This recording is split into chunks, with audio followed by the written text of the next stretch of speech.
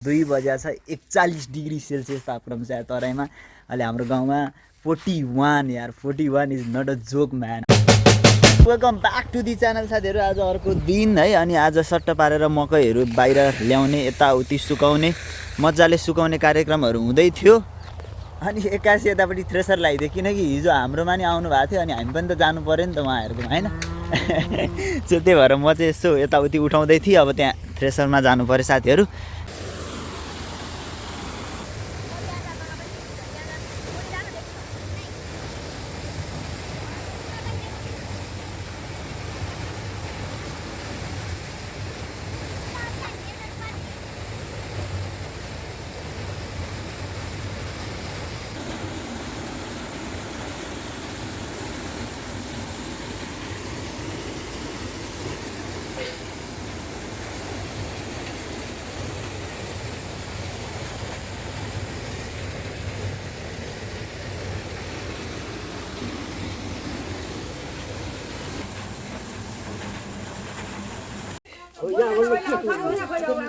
के भने यहाँ भन्दा के सुक्ने भने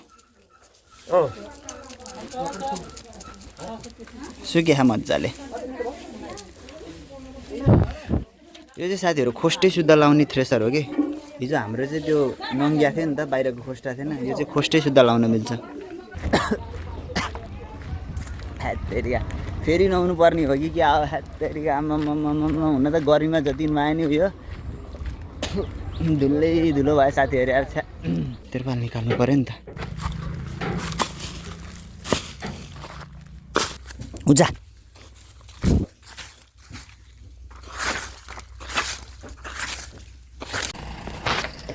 तिरपाल निकाल्नु पर्यो।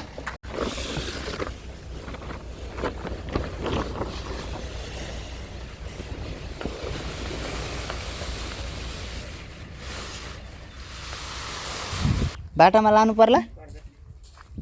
यतातिर बाक्लो बनाएर हालिदिनुपर्छ। ढलानमा सुक्छ अलि मजाले।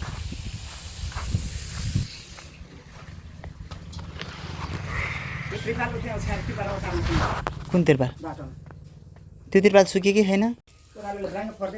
कहाँ उहाँको? यदि आँगन बढारेको असिन पसिन भयो यार। मलाई कस्तो चाहिँ गर्मी प्रचण्ड गर्मी भने अब यो सबै फुटाएर यो वरिपरि आँगनमा उ गर्ने ढलानमा एक घाममा छर्लङ्गै सुक्छ सबै मकै।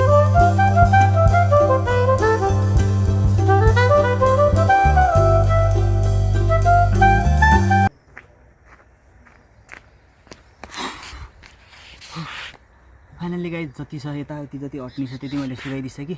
अब चाहिँ यो जति पनि पछाडि देख्नुभएको थुप्रो चाहिँ यो बाटोमा लानुपर्छ। यहाँनिर हुँदैन, यहाँ ठाउँै पुग्दैन। अब उता पनि ठाउँ छैन बाटोमा लानको लागि तिरपाल लिएर आएर अनि त्यसपछि जति यो थुप्रो देख्नु भएको छ त्यसलाई बाटोमा ओसार्ने है त। यस्तो मजाले घाम लागेको छ हैन। यो आज झिरिप भएदेखि त भोलि मेहनत गर्नु पर्दैन थियो साथीहरू हैन। आज झिरिप भएन भने फेरि भोलि पनि मेहनत गर्नुपर्छ। यो सबै बाटोभरि हाल्नुपर्छ। यति पातलो गर्दाखेरि पनि सुक्दैन के। कस्तो छ भने नि यो त मकै जस्तो ज्याद्रो चिज त केही छैन नि साथी। यो त एकदम छङ छङ छङ छङ छङ छङ बज्नी नभइकन लाँदैन। यसरी थाहा हुन्छ यहाँनिर यसो गर्दाखेरि प्याट्ट प्याट्ट यो फुट्नु पर्ने हुन्छ। पुरै चिसो छ मकै। आम्मामामामामामा आगै बल्या हातभर। बाबा 42 छ 44 डिग्री तापक्रम रहेछ। गफ पनि कस्तो फेल्ने। त्यहीँ फ्रिजमै छ हेर्नु न साथीहरू। यस्तो गर्मी त के हो मकैको लागि त राम्रो हो तर कोही त्यो ढेरी फाल्नै सकेको छैन। यो मकै चलाउनु पर्छ अब बेला बेलामा। यस्तो गर्मी छ खानै खाएन साथीहरू। खाना खानु पर्यो। आमको अचारभरि के गर्नु यो फर्सीको तरकारी भएपछि खानपिन भयो साथीहरू। के गर्नु फर्सीको तरकारी पनि भोग लागेछ। बिहानभरि मकै उठाएर अब यो 2 hours later 2 बजे छ 41 डिग्री सेल्सियस तापक्रम छ तराईमा। अहिले हाम्रो गाउँमा 41 यार 41 is not a joke man. यो मकैहरू चाहिँ ट्याक्क पारेर आधा घन्टा 1 घन्टामा चाहिँ मजाले चलाउनु पर्छ कि। जस्तै अघि अब यस्तो चलाछ भने अब चाहिँ यस्तो क्रिसक्रस तरिकाले मजाले यसरी चलाउनु पर्छ कि। मकै चाहिँ यो चलाएपछि चाहिँ मकै यताउति पल्टी हुन्छ क्यारे है। त्यही भएर चाँडो चाँडो सुक्छ यो। नभए चाहिँ सुक्न गाह्रो छ कस्तो है। आमा हेर्दा 41 डिग्री सेल्सियस 42 डिग्री सेल्सियस त कहिले पनि मैले सुनेको थिइनँ। यत्रो तापक्रम पनि हुन्छ र भन्ने हुन्थ्यो। हेर्दा हेर्दा हेर्दा हेर्दा यस्तो भयो मलाई थाहा भयो बेलको 35-36 पनि युज हुन्थ्यो अहिले पुरै 41-42 यस्तो नि तापक्रम हुन्छ मर्छ नि त यस्तो भएपछि त म आएको 7 दिन भएन डढेर अनुहार नचिन्ने भयो होला साथीहरू के गर्नु यहाँ पनि सुक्खा छ साथीहरू ठाउँ नभएर जताततै हाल्नु परेको छ यहाँ पनि अलिअलि यसो सुक्न त सुकिसक्यो यो त अनि यो सबै बाटो बाहिरको चाहिँ म मेरो बाबा भएर गएर है म त उठाउनै नसकेर अनि त्यो खुट्टा पनि हिँड्न नसक्ने भएको क्या त्यो हिजो त्यहाँ उतापट्टिबाट त्यो मकैको सार्दाखेरि बारीबाट हिँडेको त्यो ढोड हुँदैन मकैको त्यो खेस्का त्यसको पुरै 30 कला छिरेर यत्रो घाउ भएको छ चप्पल लाएर गरिरहेको छु अहिले म यहाँ पनि अब त्यहाँ अर्को घरमा जानु पऱ्यो नि त त्यहाँ पनि छ त्यहाँ पनि सुकाउनु पऱ्यो मकैको बेलामा त साह्रै टेन्सन हुने कि धानको बेलामा यस्तो केही गर्नु पर्दैन सिधै धान काट्यो त्यहीँ बारीमै त्यो थ्रेसर लगायो सिधै ल्याएर भकारीमा हालिदियो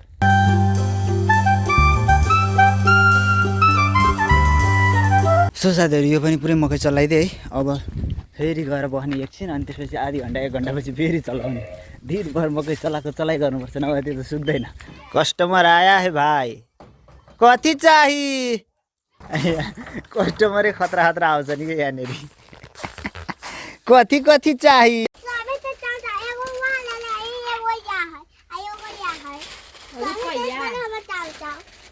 कहाँ है रुपैया पालिदियो त्यसले ए 3 टेला चाउचाउ भनेर चाहिँ के 10 रुपियाँ खालको चाउचाउ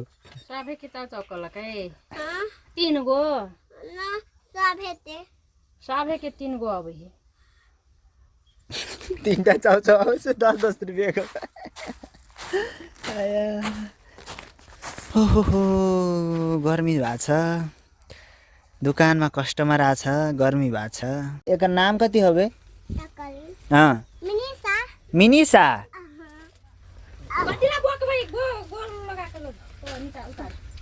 कहाँ है गोर पे चप्पल कहाँ है बे तो चप्पल लगबे चाहिए कि है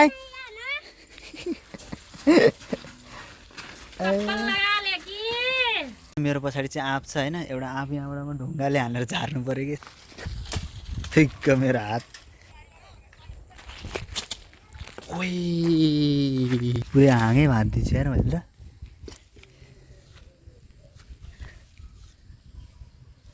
सबै 2टा आँप यसलाई अब त्यसै खाने धोएर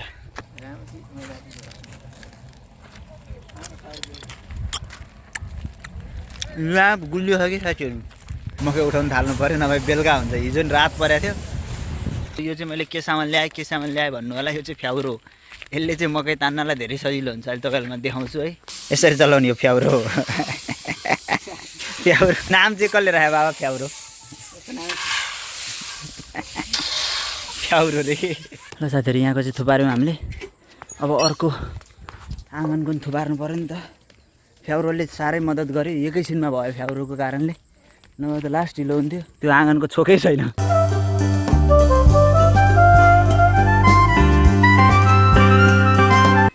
पसिन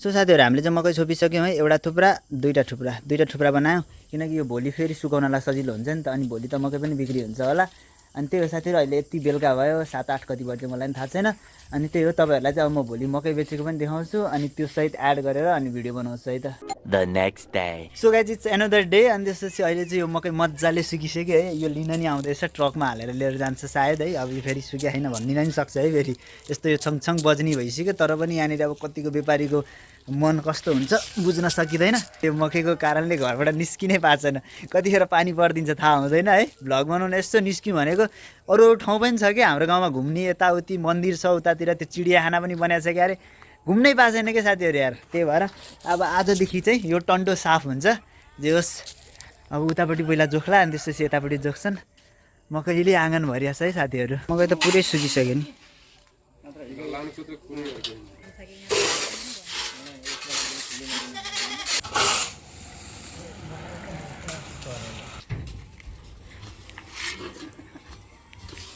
ल यो फाइनल बोरा थियो साथीहरू यहाँनिर चाहिँ हाम्रो टोटल 35 बोरा मकै भएछ होइन। हरेक बोरामा चाहिँ 50-50 केजी हाल्दाखेरि यता 35 बोरा भएछ।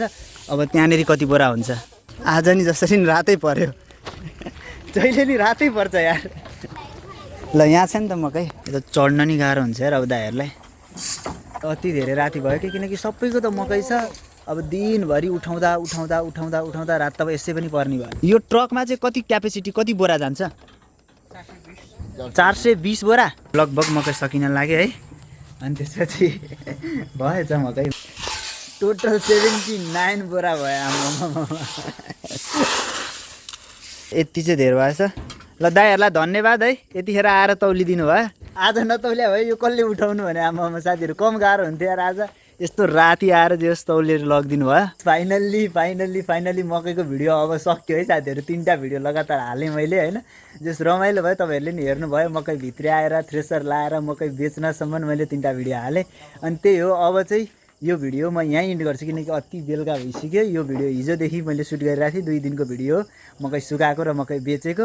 अनि त्यही हो है साथीहरू, मकै कति भने 79 बोरा भएछ। अनि त्यसपछि यति धेरै मकै भनेर चाहिँ नसोच्नु होला है। फेरि यति 10 कट्ठामा फल्नु स्वाभाविकै हो।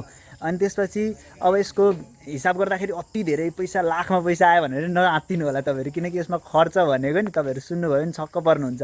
यदि तपाईँहरूले यो किसानी गर्नुभएको छ भने खर्च भनेको लगभग 45% जति यसमा खर्च काटिन्छ। त्यो जोताइको होइन, बिउ त्यस्तै महँगो, मल खाद गर्दा गर्दा जति छन् त्यसको 45% त खर्चमै काटिन्छ। किसानहरू सबैले यो कुरा बुझेका छन्। अनि भाउ पनि यति ज्यादा छैन कि होइन, धेरै एकदम प्रोफिटेबल हुने खालको जस्तो छैन। जे होस् जति गरे त्यति आयो, जे होस् रमाइलो भयो। मकै यति फल्नु भनेको ठिकै हो, योभन्दा धेरै फल्ने आश पनि गर्नु हुँदैन। अनि गाइज है, यो भिडियो चाहिँ म यहाँ इन्ड गर्छु। यहाँसम्म हेर्नुभयो त्यसको लागि धेरै धेरै धन्यवाद। अनि यो सबै भिडियो मन पराइदिनु भयो त्यसको लागि धेरै धेरै धन्यवाद। 3टै भिडियो मजाले हेरिदिनु भएको छ। अनि आजदेखि चाहिँ म फर्दर अरू गाउँतिर के छन् त्यो भिडियो बनाउँछु। भोलिदेखि त्यो हेर्नु होला। Keep loving, keep watching, bye bye, take care, love you guys.